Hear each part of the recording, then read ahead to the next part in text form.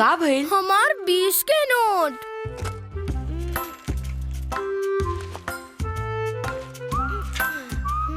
Thank you माई, साहिल हमार 20 रुपया बचा देला। अच्छा, बाकी री दाग निकालल इजी बा। सर्फ एक्सेल इजी वॉश के फर्स्ट क्लास सफाई 20 रुपया में। तुम नेक्स्ट शिफ्ट में आना। Sir please come. हम दोनों next. Success should not go to your head, but to your heart. Denver, the scent of my success.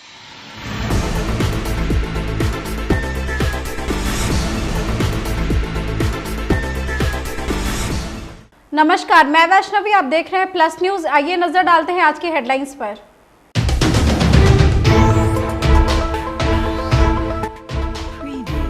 Supreme court ने मुख्यमंत्री नीतीश कुमार को बड़ा झटका दिया है।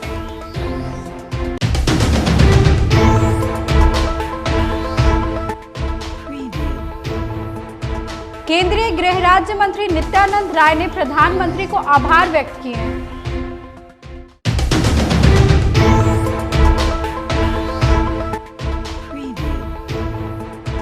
डेंगू और चिकनगुनिया की रोकथाम के लिए राज्य सरकार कर रही है तैयारी।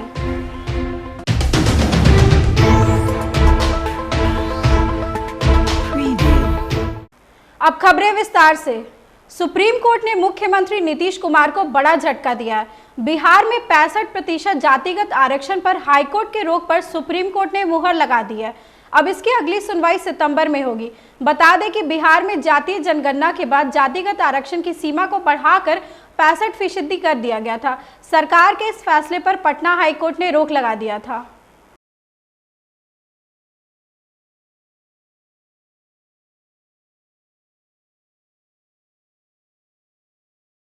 केंद्रीय गृह राज्य मंत्री नित्यानंद राय ने बिहार को मिले विशेष पैकेज को लेकर अपना बयान दिया है। उन्होंने कहा कि डबल इंजन की सरकार से बिहार के विकास को तेजी मिली है। उन्होंने प्रधानमंत्री मोदी और वित्त मंत्री निर्मला सीतारमण को बिहार वासियों की तरफ से आभार व्यक्त किए हैं। बिहार को जो बजट मिला है केंद्रीय बजट में, जो यहाँ डबल इंजन की सरकार है, उससे बिहार की विकास को बहुत गति मिलेगी। हम पूरे बिहार वासियों की ओर से आदरणीय प्रधानमंत्री माननीय नरेंद्र मोदी जी को और वित्त मंत्री महोदया को बिहार वासियों की ओर से बहुत बहुत आभार व्यक्त करते हैं।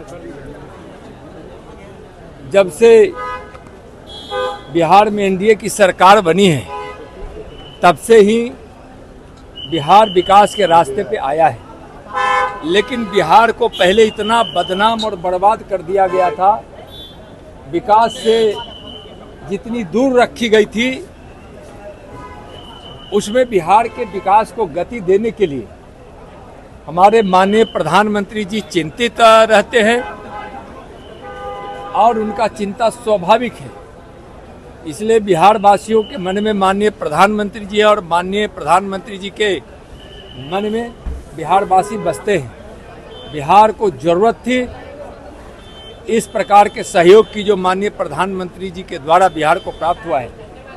और बिहार में एनडीए सरकार के मुखिया हमारे माननीय मुख्यमंत्री जी के नेतृत्व में जो केंद्रीय बजट में बिहार के लिए जो राशि का प्रावधान किया गया है, बिहार में तेजी से बिहार का विकास होगा, युवाओं को रोजगार मिलेगा और बिहार विकास की ऊंचाई तक जाएगा। बहुत बहुत धन्यवाद। डेंगू और चिकनगुनिया के रोकथाम पर राज्य सरकार की तैयारी को लेकर भाजपा प्रवक्ता प्रभाकर मिश्रा ने बयान दिया है। उन्होंने कहा कि राज्य सरकार पूरी तरह से तैयार है। स्वास्थ्य विभाग ने पूरी तैयारी कर ली है। उन्होंने जानकारी देते हुए बताया कि अस्पतालों को आवश्यक निर्देश दिए गए हैं, डेडिकेटेड बेड की व्यवस्था की जा रही है। आपातकाल से निपटने के लिए सभी जिलों में एम्बुलेंस की उपलब्धता सुनिश्चित की गई है। डेंगू हो या चिकनगुनिया, इससे निपटने के लिए राज्य सरकार पूरी तरह तैयार है, सजग है। स्वास्थ्य विभाग ने इसकी मुकम्मल तैयारी की है। रोगों की आहट के साथ ही विभाग अलर्ट हो गया है और अस्पतालों को आवश्यक निर्देश दिए गए। राज्य के सभी चिकित्सा महाविद्यालय, सदर अस्पताल समेत प्रखंड स्तर के सभी स्वास्थ्य केंद्रों पर डेडिकेटेड बेड की व्यवस्था की जा रही है। इसके अलावा स्वास्थ्य संस्थानों में डेंगू जांच किट, ब्लड प्लेटलेट्स और दवा की उपलब्धता सुनिश्चित करने के निर्देश दिए गए हैं। प्राथमिक स्वास्थ्य केंद्रों में 2, जिला अस्पताल में 10 और राज्य के सभी मेडिकल कॉलेजों में 20 मच्छरदानी युक्त डेडिकेटेड बेड की व्यवस्था की गई है। आवश्यकता अनुसार सभी सरकारी संस्थानों में डेडिकेटेड बेड की संख्या बढ़ाने का भी निर्देश दिया गया है। आपातकालीन स्थिति से निपटने के लिए सभी जिलों में एम्बुलेंस की उपलब्धता सुनिश्चित की गई है। साथ ही साथ जिले में डेंगू प्रभावित जगहों को चिन्हित कर बीमारी बढ़ने के कारणों का पता लगाने का निर्देश दिया गया है। राज्य के हवाई अड्डों, रेलवे स्टेशनों एवं बस स्टैंडों पर रैपिड रिस्पांस टीम की उपलब्धता सुनिश्चित की गई है। मुंगेर में कांवरिया पथ पर फूड इंस्पेक्टर के द्वारा मिलावटी और गुणवत्ता विहीन सामानों की बिक्री के रोकने के लिए कई दुकानों की जांच की गई। दुकानों में साफ सफाई सहित खाद्य पदार्थों की गुणवत्ता की जांच की गई। फूड इंस्पेक्टर रंजीत प्रसाद ने बताया कि गुणवत्ता विहीन सामानों की बिक्री करने वाले दुकानदारों पर कड़ी कार्रवाई की जाएगी।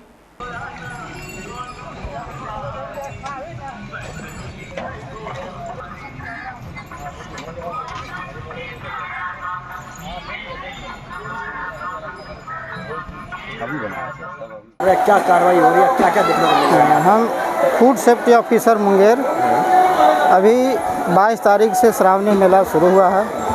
तब से मैं प्रतिदिन कांवरिया पथ, भिन्न कांवरिया पथ पर जा कर के जहाँ पर खाद्य सामग्री का निर्माण हो रहा है, खिलाया जा रहा है, ये सब मैं चेक कर रहा हूँ। अभी तक कम से कम 100 दुकानों का निरीक्षण कर चुका हूँ। उसे 15 सैंपल भेजा जा चुका है पटना लेबोरेटरी। कितने दुकानों का सैंपल भेजा जा चुका है? करीब 15-20 भेजा जा चुका है। 15-20 दुकानों का? हाँ, भेजा जा चुका है। और इसमें दाल है ना, ये मसाला, ये सब चीज़ आइटम भेजा जा चुका है। कहीं अगर इसमें गड़बड़ी मिलेगी तो सख्त से सख्त कार्रवाई की जाएगी। दिल्ली के राव कोचिंग सेंटर में पानी भर जाने से 3 छात्रों की मौत हो गई। मृतकों में एक छात्रा औरंगाबाद जिले के नवीन नगर की रहने वाली थी। तान्या के पिता विजय सोनी तेलंगाना में इंजीनियर के पद पर कार्यरत है और वो अपने परिवार के साथ तेलंगाना में ही रहते थे। तान्या की मौत की खबर मिलते ही पूरा परिवार दिल्ली पहुंचा। जानकारी के अनुसार परिजन तान्या के शव के साथ अपने पैतृक घर नवीन नगर आए। वहीं तान्या के पैतृक आवास पर परिजनों का रो रो कर बुरा हाल है। घटना तो पानी भरने का, बेसमेंट में पानी भरने के कारण हुआ है। तन्या दिल्ली में रहकर क्या करती थी और कैसे घटना? आईएएस की तैयारी करती थी। जी जी जी। तो घटना कैसे घट गया? क्या घटना? बारिश हुआ, बारिश का पानी सीवर टूटने से पता नहीं या नाला का पानी कैसे रोड का पानी घुसा, बेसमेंट में था, उसका कोचिंग दूसरा तल्ला पर था और उसमें पानी भरने के कारण हुआ। कितने बच्चे हैं उसमें? मतलब पानी से कितने? सुनते हैं कि 30-35 बच्चे थे उसमें, बच्चे लोग थे। सारे लोग अति हो या फिर कुछ लोग बचे भी? हम उसके बारे में जानकारी नहीं है। हम 3 लोग का न्यूज़ सुन रहे हैं, 3 लोग को न्यूज़ आ रहा है, बाकी का कोई जानकारी नहीं। तेलंगाना में ही रह के उसका बेसिक एजुकेशन हुआ है और ग्रेजुएशन करने के लिए वो दिल्ली में एडमिशन ली। फिर वहाँ से ग्रेजुएशन करने के साथ साथ वो आईएएस की तैयारी करने लगी। तो वहीं इंस्टीट्यूट में ही बेसमेंट में जो लाइब्रेरी था वहाँ पे पढ़ाई हो रहा था उसका। अचानक से पानी आ गया, बहुत सारा 12 फीट के करीब पानी आ गया। उसी में कुछ उसके साथ में गलत हादसा हो गया, उसका डेथ। लाहो हमार कसरत तो हो गई, अब तहार बारी। हम काहे करी कसरत? हमरा लगे केहू और बा, रउओं से ज्यादा ताकतवर। के? व्हील नींबू जैस्मिन के ताकत के संगे। नींबू के ताकत मईल के बैंड बजाई और जैस्मिन कपड़न के फ्रेश बनाई। माने हम नींबू और हम जैस्मिन। विश्व प्रसिद्ध श्रावणी मेला में शिव भक्त अपने अनोखे अंदाज में बाबा धाम जा रहे। ऐसा ही कांवरिया का जत्था अयोध्या के राम मंदिर रूपी कांवड़ को लेकर बाबा धाम के लिए निकल पड़ा। कांवरियों ने बताया कि उनके टोली में 30 से 35 सदस्य हैं। कांवड़ का वजन लगभग 125 किलो है। इस राम मंदिर स्वरूप कांवड़ को बनाने में लकड़ी, थर्माकोल, बांस और लोहे का उपयोग किया गया। इसे बनाने में लगभग 1 महीने का समय लगा। कितना वजन होगा इसका? ये राम मंदिर है, इसका वजन 70 से 80 किलो होगा। कहाँ लेके जा रहे हैं इसको? बाबा बैजनाथ धाम लेके जा रहे हैं। क्यों लगा कि आपको राम मंदिर लेके जाना चाहिए? राम मंदिर इसलिए लेके जा रहे हैं कि अपना इस साल राम जी का स्थापना हुआ अयोध्या में, इसलिए हम सोचे कि इस साल हम लोग राम मंदिर को ही लेके जाए। कितने सालों से लेके जाते हैं? हम लोग 5-6 साल से लेते जा रहे हैं। अलग अलग मतलब हम लोग नेक्स्ट ईयर आप केदारनाथ लेके गए थे। हर साल कुछ ना कुछ अलग अलग हम लोग लेके जाते हैं। हम लोग बाबा वैद्यनाथ धाम लेके जा रहे हैं। ये हम लोग का कलकत्ता हावड़ा माधव विलेन मानेश्वर बाबा की तरफ से, वहाँ का टीम हम लोग 35 से 40 जन का टीम है, वहाँ से हम लोग आ रहे हैं। कौन सा मंदिर है और क्या चीज़ से बना हुआ है? ये राम मंदिर है। इसमें लकड़ी का यूज़ किया गया, बांस का यूज़ किया गया, थर्मोकोल का यूज़ किया गया, लोहा का यूज़ किया गया है पिलर के लिए। सबका सपोर्ट के द्वारा मंदिर बना। कितना दिन लगा इसको तैयार करने में? इसको तैयार करने में लगभग 25 से 30 दिन लगा। लागत की बात करें तो लागत कम से कम 60 से 70 हज़ार रुपया। क्या क्यों लगा कि आपको मंदिर राम मंदिर लेकर के जाना चाहिए? हम लोग हर साल ही कुछ ना कुछ लेके आते हैं। लास्ट ईयर हम लोग केदारनाथ लेके आए थे, इस साल हम लोग राम मंदिर लेके आए। कितने सालों से लेके आ रहे हैं आप? हम लोग लगभग 5-6 साल से लेके आ रहे हैं। पटना जिला अंतर्गत खुसरूपुर प्रखंड स्थित बैकुंठ धाम गौरीशंकर मंदिर में हजारों श्रद्धालुओं ने जलाभिषेक किया। कहा जाता है कि मंदिर में भगवान राम और भगवान कृष्ण दोनों ने पूजा अर्चना की है। मंदिर के रामायण और महाभारत से कई मिलते जुलते इतिहास हैं।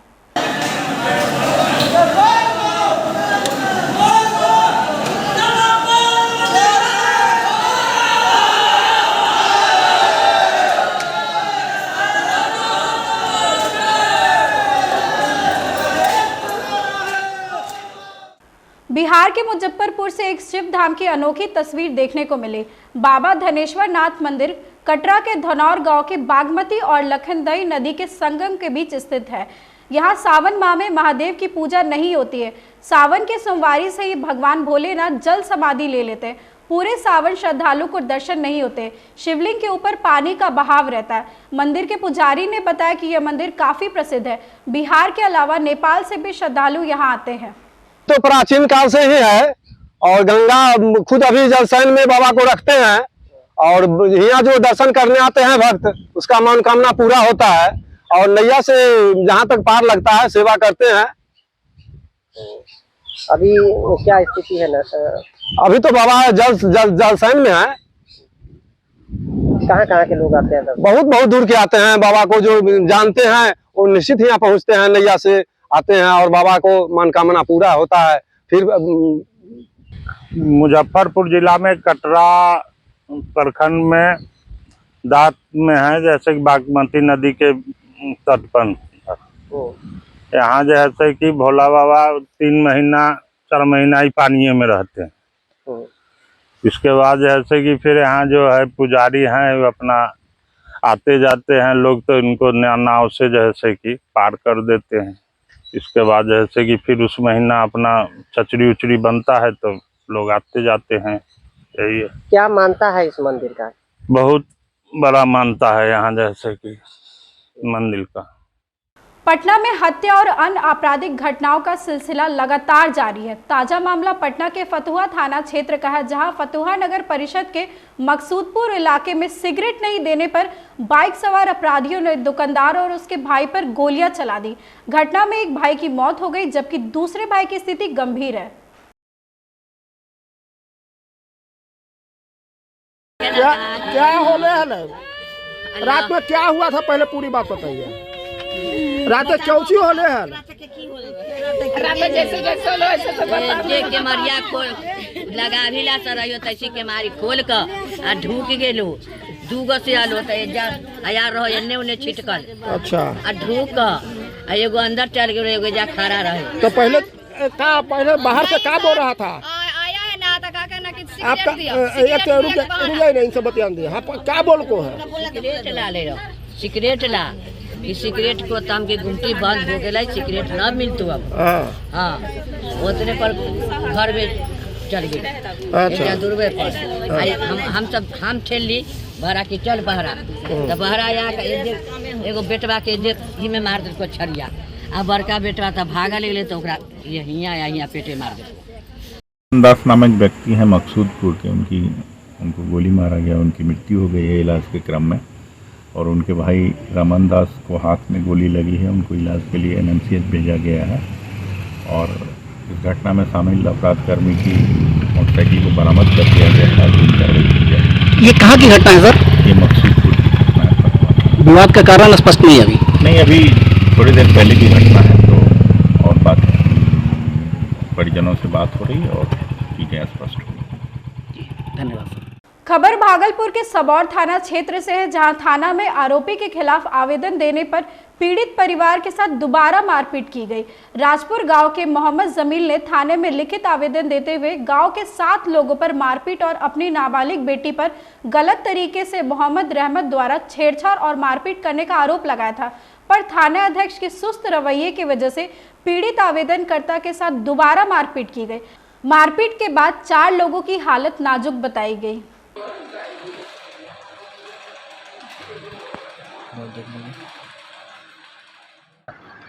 सुबुई नाम घर सुबुई राजपुर। कौन कौन मारा था? अहमद मारी सर सद्दाम मारी सर। काहे मारा था?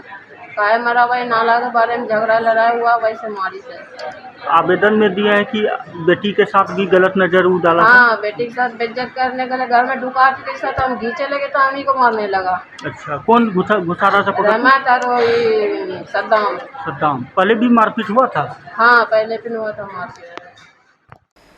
आज की खबरों में बस इतना ही। आगे की खबरों के लिए देखते रहे प्लस न्यूज। मुझे दीजिए इजाजत, नमस्कार।